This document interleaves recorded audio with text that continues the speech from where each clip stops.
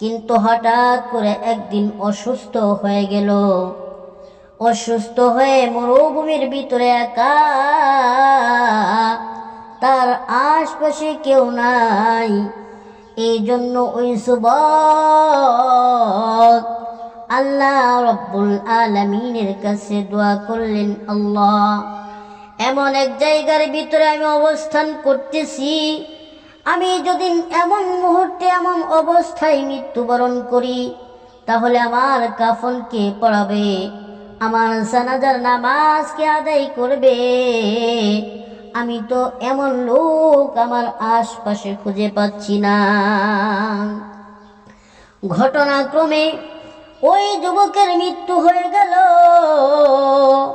কিন্তু যুবকটা আল্লাহ রব্বুল আলামিনের কাছে মকবুল বান্দা ছিলেন, প্রিয় বান্দা ছিলেন। এই জন্য আল্লাহ রব্বুল আলামিন পয়গম্বর মূসা আলাইহিস সালাতু ওয়াস সালামের কাছে জিব্রাইলকে পাঠিয়ে দিলেন, ও জিব্রাইল যাও, মূসা পয়গম্বরকে গিয়ে বলো, অমুক মরুভূমির ভিতরে একজন যুবক মৃত্যুবরণ করেছে, ওই যুবকের জানাজার নামাজ যেন মূসা পয়গম্বর পড়ায়, আর কাফন দাফন যেন মূসা পয়গম্বর করে। পয়গম্বর মূসা আলাইহিস সালাতু ওয়াস সালাম আল্লাহ রব্বুল আলামিনের হুকুম পেয়ে মরুভূমির ভিতরে চলে গেলেন। মরুভূমির ভিতরে গিয়ে দেখলেন একটা যুবক, যুবকের চেহারার ভিতরে যেন নূর চমকাইতেছে, নূর। মূসা পয়গম্বর আলাইহিস সালাতু ওয়াস সালাম সেই জায়গায় গিয়ে অবস্থান করলেন এবং আল্লাহ রব্বুল আলামিন এই কথাও জানায়া দেন, ও পয়গম্বর মূসা,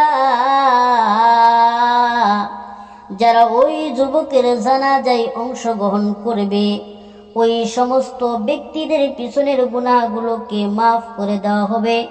আপনি এই এলানটা ওই মরুভূমির ভিতরে করবেন। পয়গম্বর মূসা আলাইহিস সালাতু ওয়াস সালাম তিনি ওই মরুভূমির ভিতরে জায়গায় গিয়ে এলান করে দিলেন, ও মানুষরা শোনো, যারা এই যুবকের জানাজায় অংশগ্রহণ করবে, ওই সমস্ত ব্যক্তিদের পিছনের গুনাহগুলোকে মাফ করে দেওয়া হবে। এই এলানটা শোনার পর অনেক মানুষ ওই যুবকের জানাজায় অংশগ্রহণ করছে। জানাজার নামাজ আদায় করার আগ মুহূর্তে ওই মানুষটা লোকেরা বলতেছে, ও পয়গম্বর মূসা, যে ব্যক্তির জানাজার নামাজ আদায় করলে আল্লাহ গুনাহ মাফ করে দিবেন, এমন ব্যক্তির চেহারাটা আমরা দেখতে চাই। আল্লাহ রব্বুল আলামিন পয়গম্বর মূসা আলাইহিস সালাতু ওয়াস সালাম ওই ব্যক্তির চেহারাটা খুলে দিলেন। আর চেহারাটা দেখার পর ওই গ্রামের মানুষরা বলতেছেন, ও পয়গম্বর মূসা, এমন একজন ব্যক্তির জানাজার নামাজে আপনি আমাদেরকে অংশগ্রহণ করতে বললেন, আর যদি আমরা অংশগ্রহণ করি তাহলে আমাদের পিছনের গুনাহগুলোকে মাফ হবে। কিন্তু এই ব্যক্তিটা তো একজন পাপী ব্যক্তি, এই ব্যক্তিটা হলো নাফরমান ব্যক্তি, এই ব্যক্তির অত্যাচারে আমরা তো সমাজের ভিতরে থাকতে পারি নাই, সমাজের ভিতরে এমন কোনো পাপ কাজ নাই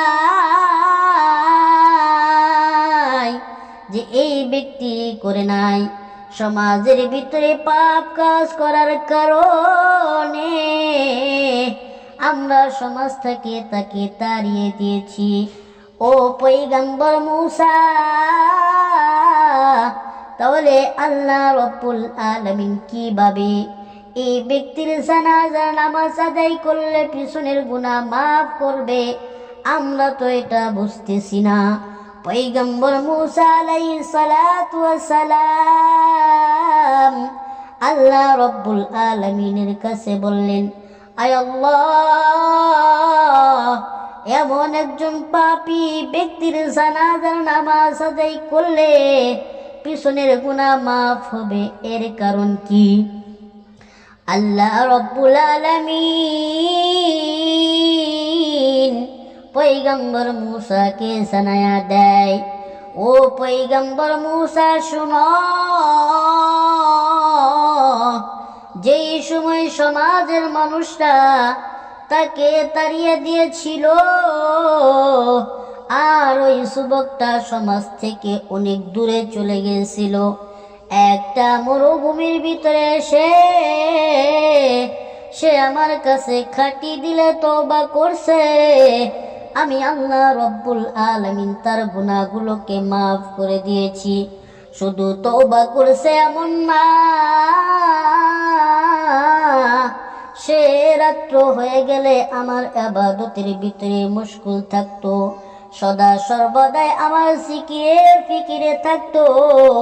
সেই ব্যক্তিটা এখন আর গুনাহগার ব্যক্তি নাই, এই ব্যক্তিটা হলো মুমিন মুত্তাকিন বান্দা। সুতরাং এই বান্দাটা যেই সময় দুনিয়ার জমিন থেকে চলে যাবে, আমার কাছে সে দোয়া করলো, আল্লাহ আমি এমন এক জায়গায় অবস্থান করতেছি, আমার ডানে কোনো মানুষ নাই, বামে কোনো মানুষ নাই, আমি এই জায়গায় যদি মৃত্যুবরণ করি তাহলে আমার কাফন দাফন কে দিবে? এই জন্য আমার কাছে যুবক দোয়া করেছিল,